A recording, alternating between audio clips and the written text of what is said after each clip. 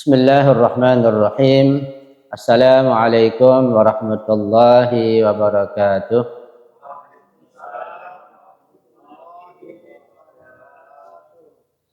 Alhamdulillahi rabbil alamin. Wal aqibatu li ahli taqwa wal yaqin. Wala udwana illa 'alal zalimin. Asyhadu an la ilaha illallah wahdahu la syarika lah. Wa asyhadu anna sayyidana wa nabiyyana Muhammadan abduhu wa rasuluh. Allahumma salli ala Fatimata wa abiha wa ba'liha wa baniha wa sirril mustawda'i fiha bi'adadi ma ahata bihi ilmuk. Rabbi syrah li sadri wa yassir li amri wahlul 'uqdatam min lisani yafqahu qawli, amma ba'du. Ikhwani wa akhwati rahimakumullah, dan juga yang kita hormati Sahibul Bait, Ibu Wati sekeluarga.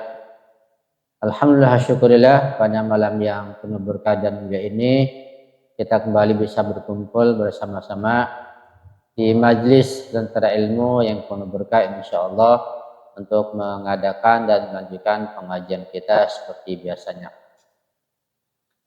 Dan tadi kita sudah membacakan Al-Fatihah dan Jar Asyura untuk para syuhada Presiden Iran yang telah gugur sebagai syahid, juga dengan rombongannya. Semoga mereka mendapatkan derajat yang lebih tinggi di sisi Allah Subhanahu wa taala, dan semoga Presiden Iran dapat menggantikan presiden yang lebih baik, lebih berani, dan lebih bermasyarakat insyaallah. Amin ya rabbal alamin. Pada kesempatan yang mulia ini saya akan membahas tentang satu tema yang cukup penting.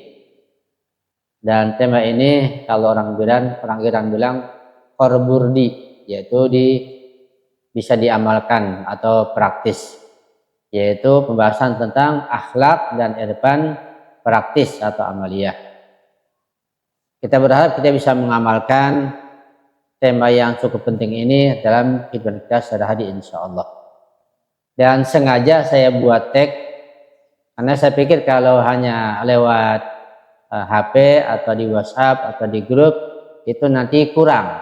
Ya, paling nanti lewat begitu saja.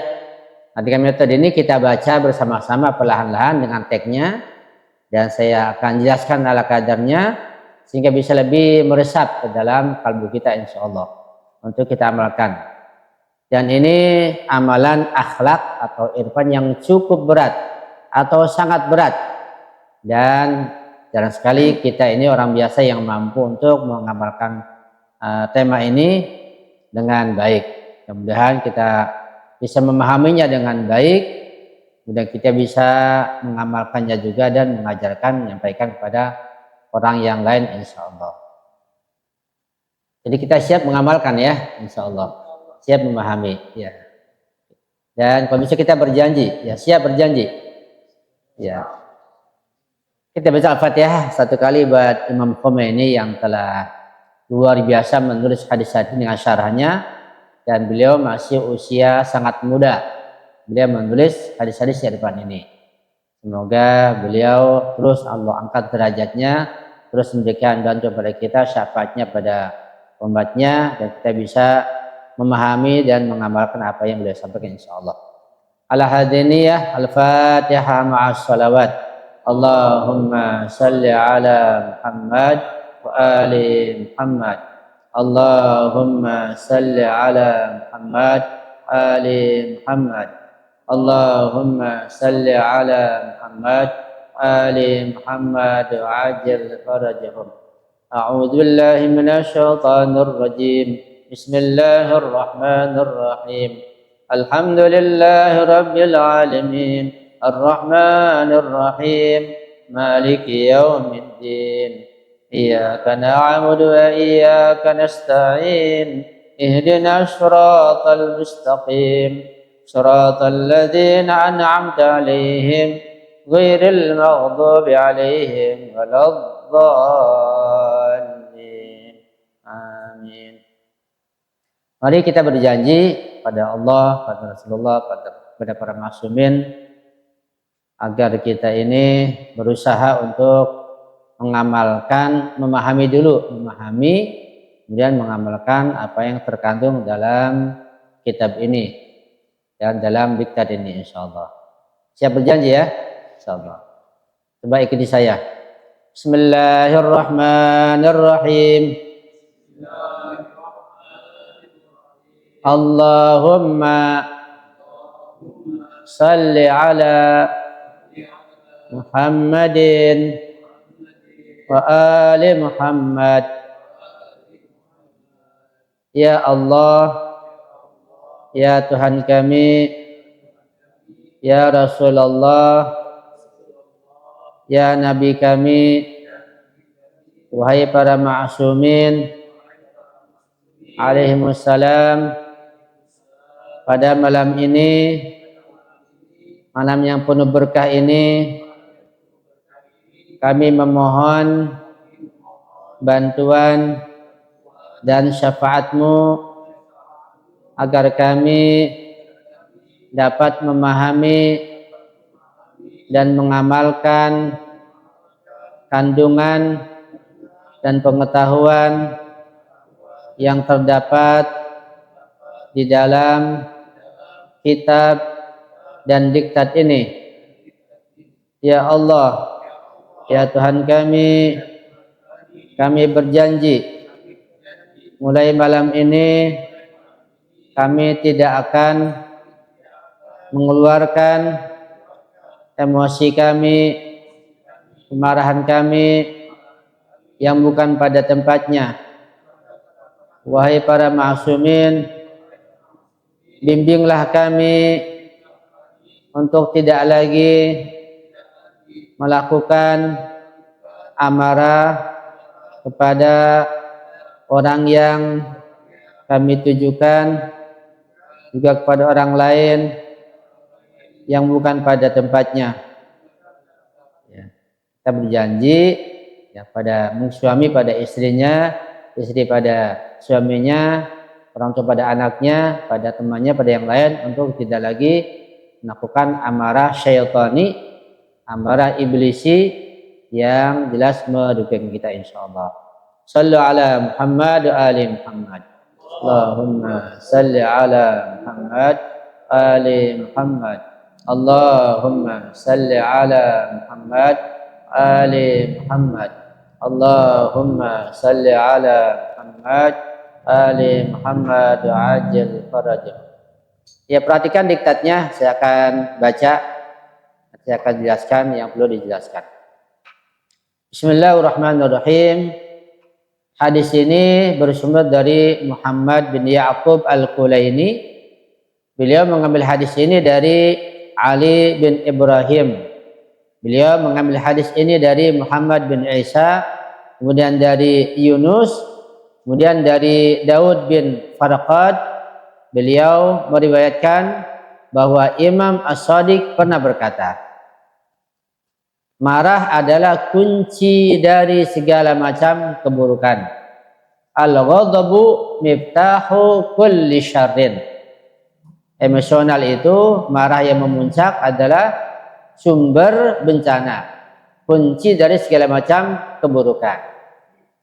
Penjelasannya atau syarahnya adalah peneliti yang agung yaitu Ahmad bin Muhammad yang dikenal dengan nama Ibnu Maskawai, seorang ulama Syiah terkenal, dalam bukunya Tahdzibul Akhlaq menulis bahwa marah adalah gerakan jiwa yang menyebabkan terjadinya pergolakan darah di dalam jantung yang menimbulkan keinginan untuk membalas dendam.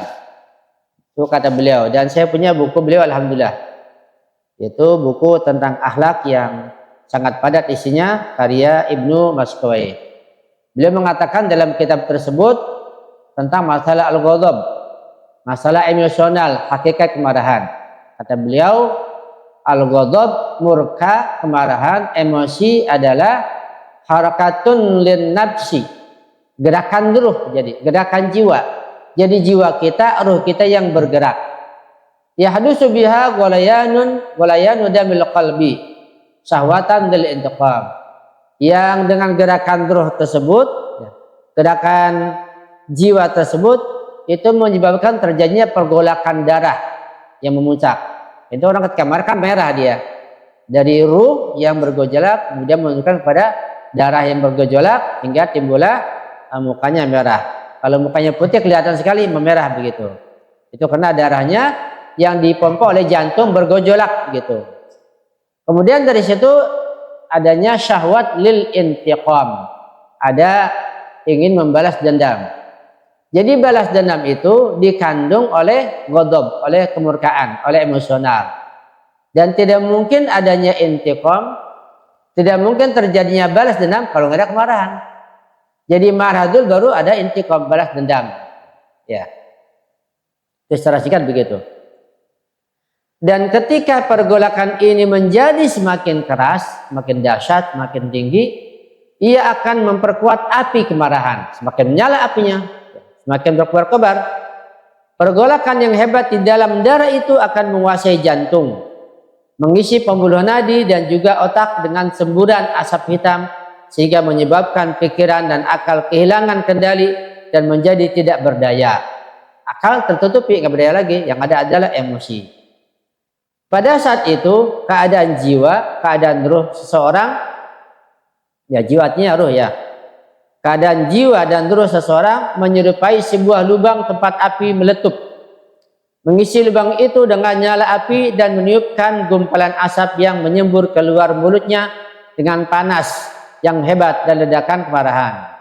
Jadi luapan api itu disebutkan lewat mulut, lewat emosi, lewat ucapan-ucapan yang sangat kasar.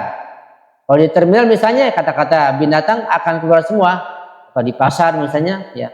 Kalau lagi marah, lagi meninggi emosinya, maka ungkapan-ungkapan yang sangat buruk, yang sangat jorok, rasa binatang akan keluar. Itu dari api yang membara yang ada di dalam ruhnya, ada di dalam jantungnya.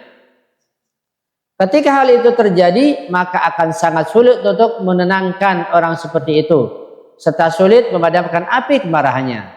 Ketika marah memuncak, sulit dipadamkan, sulit ditenangkan, ya nggak bisa. Apapun yang dilakukan oleh orang lain untuk mendinginkan suasana, justru akan menambah intensitas kemarahannya. Jadi ketika ditenangkan, ya malah tambah marah. Dibilangin tambah marah lagi, tambah emosional. Itu kalau sudah memuncak kemarin seperti itu. Karena faktor inilah orang seperti ini menjadi buta terhadap kesopanan dan tuli terhadap petunjuk. Dalam kondisi semacam ini tidak ada lagi solusi baginya. Ketika emosi memuncak, ya maka orang menjadi buta. Dengan akhlak lupa, dengan kesopanan lupa, dengan hidayah petunjuk Allah sudah lupa sudah. Jadi naik pitam begitu, semua jadi lupa. Nanti berakibat bisa membunuh dan seterusnya. Hippocrates berkata, saya lebih berharap berada dalam kapal yang dikelilingi oleh badai yang dahsyat dan angin ribut yang dihempaskan dari posisinya oleh gelombang lautan ke batu karang daripada menjadi seorang yang dilanda kemarahan.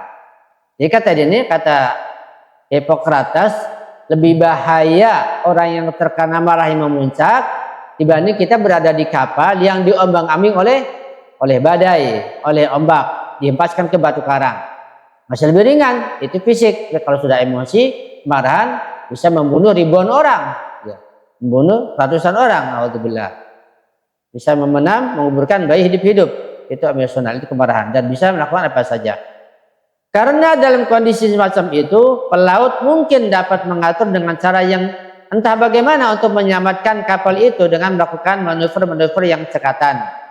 Jadi kalau dengan ombak, dengan badai masih bisa diupayakan supaya selamat. Tetapi seseorang yang dilanda kemarahan yang memuncak, tidak ada harapan lagi baginya untuk membebaskan jiwa yang dilanda kemarahan. Lebih berat, lebih dahsyat kemarahan itu, sulit diatasi.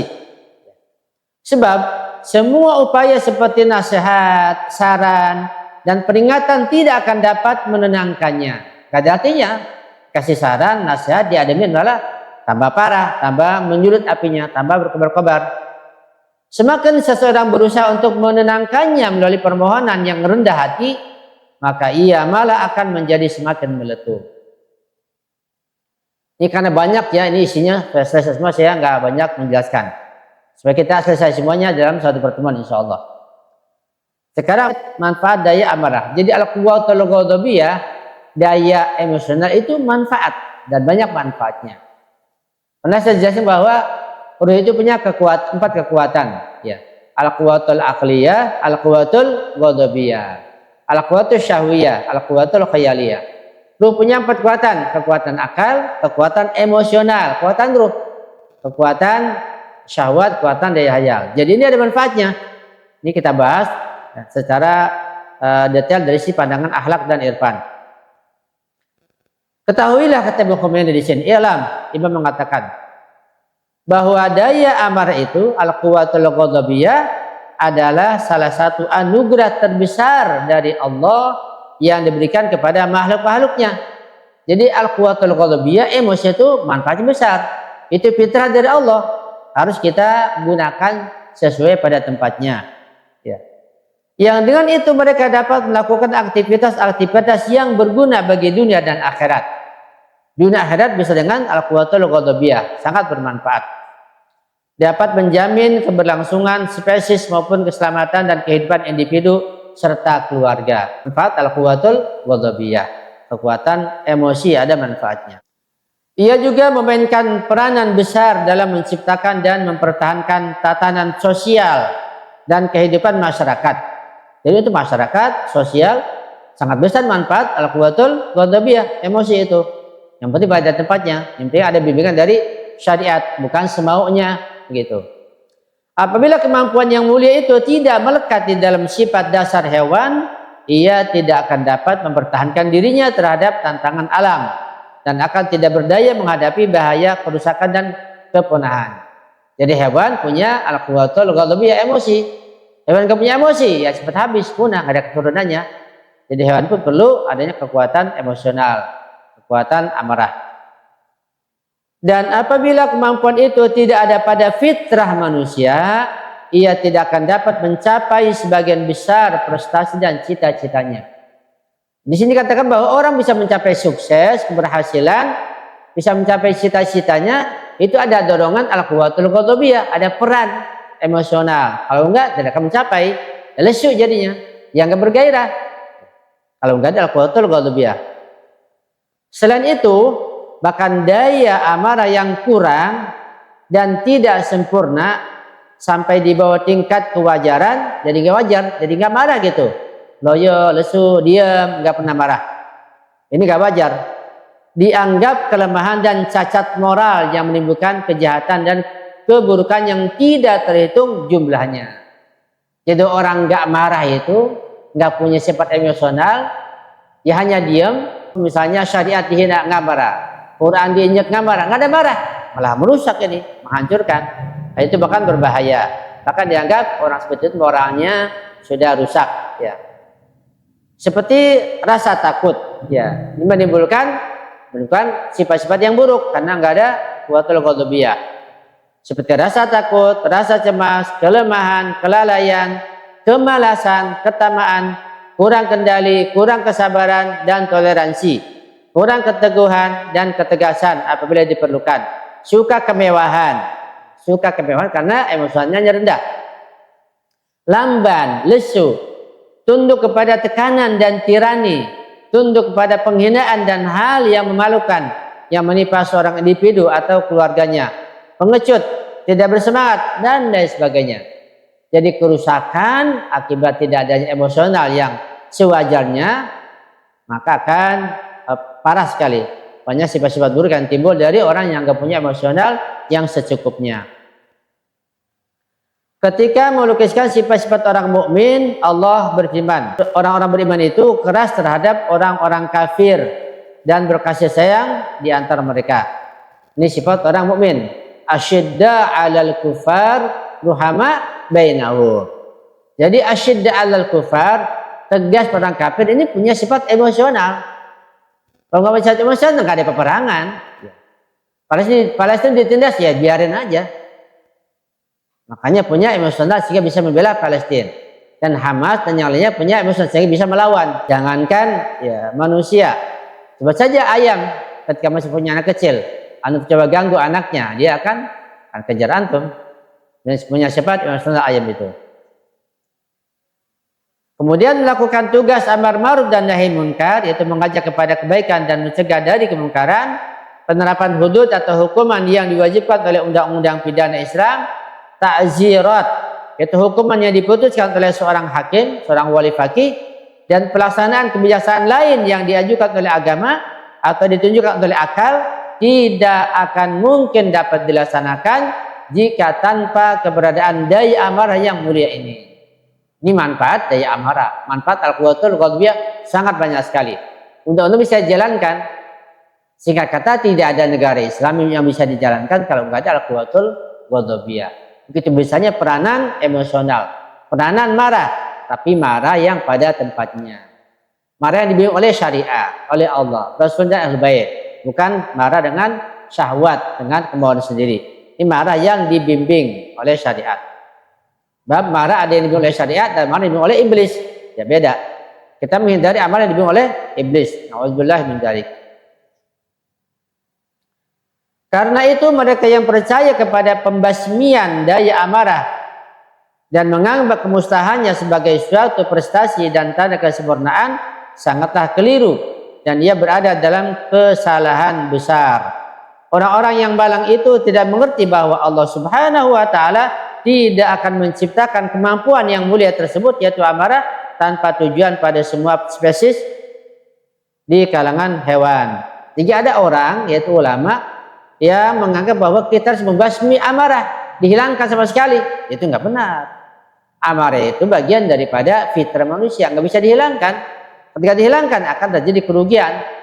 Dan Allah menceritakan emosional, marah, al-quwwatul jadi ruh kita, tentu ada manfaat yang sangat besar. Tapi perlu bimbingan tentunya. Ya. Jadi dia hanya sebagai alat bagi ruh. Kalau kita punya alat, misalnya kita punya alat pistol, atau golok, atau pedang. Ya. Kalau nggak dibimbing, ya berbahaya. Terjadilah perkelahian, pembunuhan, macam-macam. Kalau dibimbing, punya pisau buat ngiris buah, potong bawang. Punya alat untuk kebaikan, untuk manfaat, menolong orang gitu. Amarah gitu juga. Amarah senjata harus kita gunakan sebaik mungkin dengan bimbingan syariat. Jihad yang suci melawan musuh-musuh agama, perjuangan untuk mempertahankan kesejahteraan sosial manusia, pertahanan dan perlindungan atas diri seseorang, kekayaan, kehormatan, maupun nilai-nilai dan hukum ilahi, dan di atas semuanya pertempuran di dalam jiwa manusia itu sendiri yang merupakan musuh terbesar manusia, tidak satupun dari semua itu dapat dimungkinkan tanpa adanya kemampuan mulia tersebut. Tanpa adanya amarah akan terjadi. Jadi jihad, perang, membela keluarga, bela diri, yang lainnya, bela kemuliaan, kehormatan, tidak ada kalau tidak ada amarah. Karena itu amarah harus sesuai dengan kodrat insaniyah dan dimulai syariat. Kalau nggak ada amarah kayak keledai, maka ada ungkapan, ya, jangan seperti keledai. Apa ya? La takun kal himar. Jangan seperti keledai. Dia ketika diminta untuk marah, dia nggak marah. La takun kasyaitan. Jangan juga seperti syaitan. Ijastu'fiya lam yu'fa. Jika diminta maaf, tidak maafkan. Di tengah-tengah. Jangan seperti syaitan, jangan seperti keledai. Keledai nggak pernah marah. Ya dia terus saja diam. Sangat bodohnya keledai begitu. Suaranya pun sangat jelek kata Al-Quran. Kalau setan diberikan maaf, dia nggak berikan maaf. Itu sifat setan. Oleh karena itu dengan adanya kemampuan itulah maka pelanggaran dan gangguan terhadap hak-hak dapat ditangkis.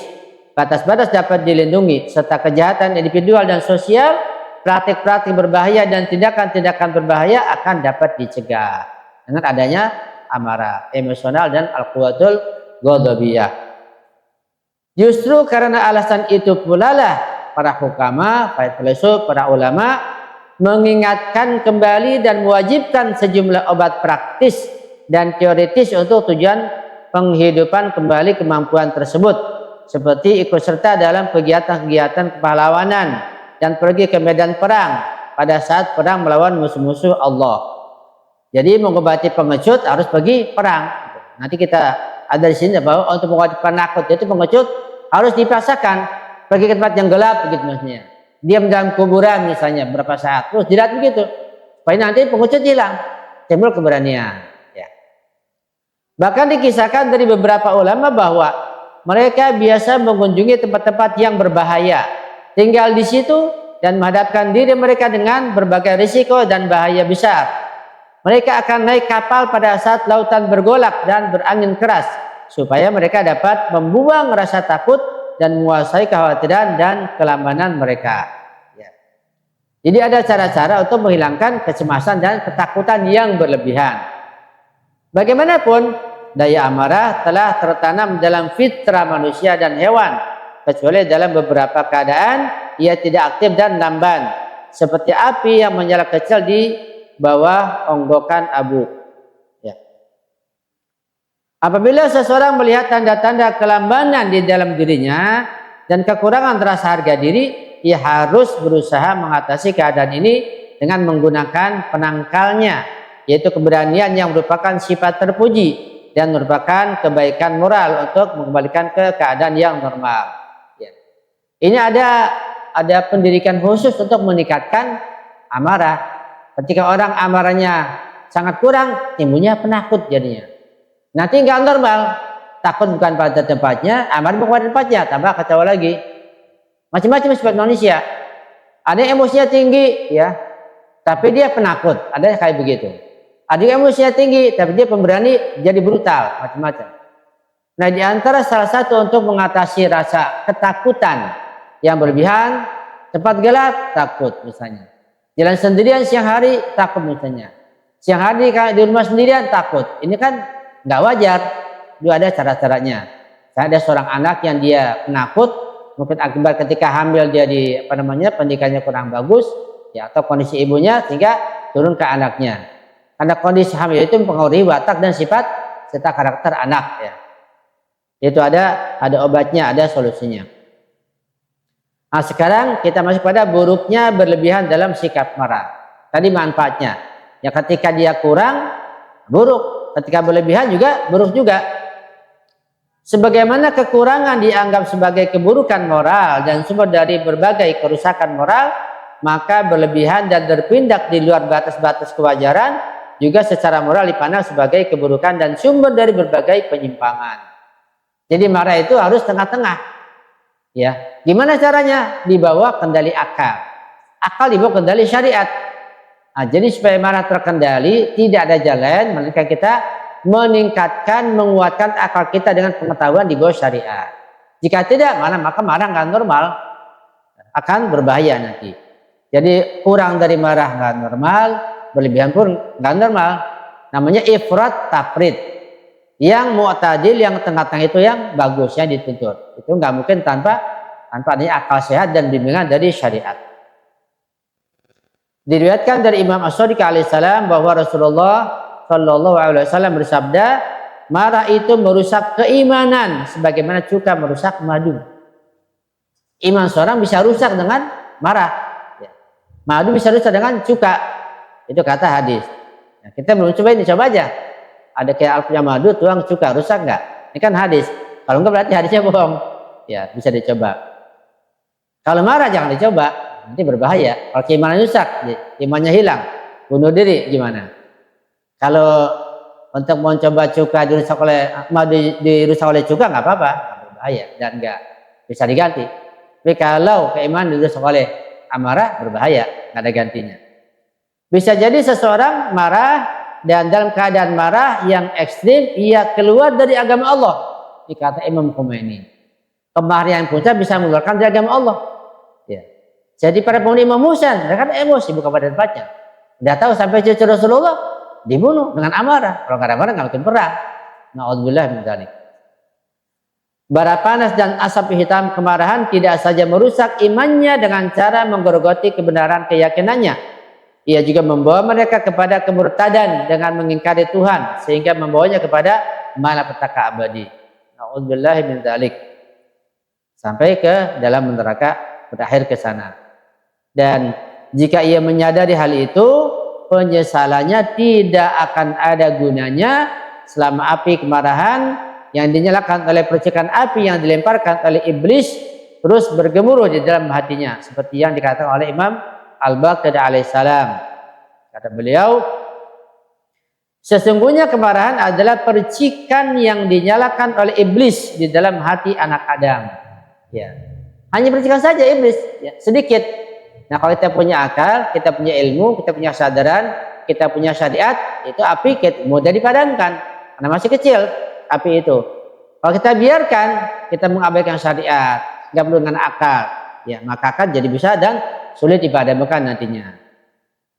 Di alam yang akan datang, itu di alam barzah, di alam akhirat, api itu akan mengambil bentuk api kemurkaan Tuhan, itu api neraka jahanam. Bagaimana diriwayatkan dari Imam Baqir alaihissalam dalam kitab Al-Kafi, termaktub di dalam Taurat ketika Allah Subhanahu wa taala membisikkan kepada Musa dengan firman-Nya, "Wahai Musa, kendalikanlah amarahmu terhadap orang-orang yang atas mereka aku beri kekuasaan.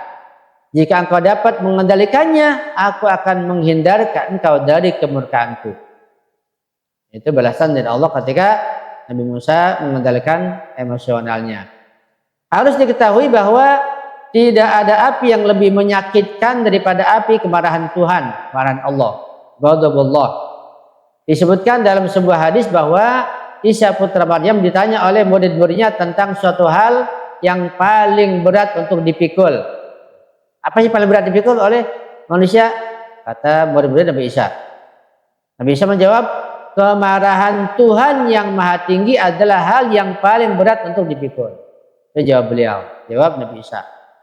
Mereka bertanya lagi kepada Nabi Isa, bagaimana kita dapat menyelamatkan diri darinya, dari murka Allah? Kata beliau, caranya adalah dengan tidak marah. Kata Nabi Isa, jadi dengan tidak marah, Allah akan tidak marah. Dengan tidak marah pada tempatnya, Allah akan membimbing kita sehingga selamat dari siksa api neraka. Dengan demikian, jelas sekali bahwa murka Allah adalah lebih memedihkan dan lebih keras daripada segala hal yang lain. Dan api kemarahannya adalah yang paling merusak. Bentuk ukhrawi dari kemarahan kita di dunia ini adalah api kemarahan Tuhan di alam yang akan datang, di alam barzah, di alam akhirat. Sebagaimana kemarahan muncul dari hati, mungkin api kemarahan Tuhan yang merupakan tempat kemarahan kita semua, kejahatan batin yang lain, juga akan muncul dari kedalaman hati dan menyebar ke wujud luar. Dan nyalanya yang meyakinkan akan muncul dari organ-organ luar seperti mata, telinga, dan lidah. Ya. Jadi ada api dari dalam diri kita, ada api dari luar. Dari luar iblis percikan api, dari dalam, dari ruh kita, hati kita. Jadi ada dua api. Jika kita diapi oleh dua api kemurkaan, api jahanam. Api dari iblis dan api dari diri kita sendiri, dari ruh kita yang tidak terkendalikan. Karena tidak mengindahkan akal dan syariat. Bahkan indera-indera luar itu sendiri merupakan pintu-pintu yang akan terbuka bagi api neraka. Api neraka dari perbuatan dan api neraka fisik mencakup daerah luar dan mengalir ke dalam. Yang dari luar ke dalam, dari dalam keluar, berat jadinya. Jadi manusia disiksa dari kedua sisi oleh dua neraka ini. Satu neraka berasal dari dalam hatinya dan jalannya masuk ke tubuh melalui materi otak, dan yang kedua adalah yang merupakan akibat dari perbuatan jahat tumbuh dari luar ke dalam dan manusia menjadi sasaran penderitaan dan tekanan. Penderitaan dan sisa semacam apakah itu? Hanya Allah yang tahu betapa sakit dan berbahayanya hal itu sendiri dari panas dan meleleh.